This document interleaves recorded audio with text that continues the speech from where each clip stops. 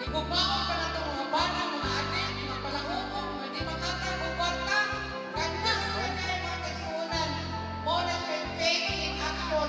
Mustayaw, iabot na sa Ginoo sa tumbang kalipay. Kay in the end, magpanaubon sa ng Ginoo. Kay dili ang Ginoo, matalikod na ito. Ang tagal, nagkitaniya sa katubagan sa itong mga pag-ambo. Palakpakan ng si Lord. So, it ends my short inspirational talk. And I want you to close your eyes for just a little while and feel the presence of the Lord. Basta ko man yung nakakasakit karon sayaw yun, sayaw. Sayaw, kaya it's an act of faith. Because faith without action is dead. Walay kaayuhan. Kumingon ka nituo ko, pero dili ka mubuhat, dili ka mo set out, dili ka mo obey, o dili ka mo pasaylo, dili ka mo take courage na magpadayon.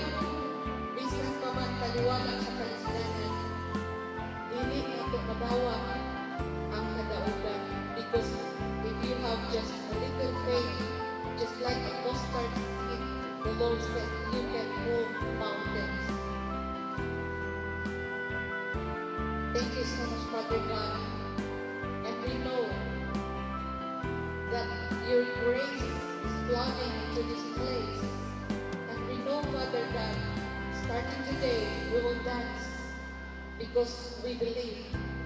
Sayawan na namo, kay ituo kami kanimo, na imo rang ayuhon ang among mga sakit, kabalatian, isang cancer pa na, isang unsa pa na lala ng sakit, pero walay imposible kanimo. Father God, magtuog yun rin, misayo ni, lubanan sa pagtuog, kay ang among mga problema, isang pakunsa ka mga bati, sa among mga bana, asawa, mga anak, pero one day, you will give good version to our whole family. Father God, mustayaw yung pinihapon o banan sa pagtuo kay isang unsa pa problema karon sa among nasod. But one day, you will make all things beautiful. Thank you so much, Almighty God and Father. In Jesus' name we pray. Amen. Viva Mexico! Viva Mexico! Thank you very much, sisters. Tell us more.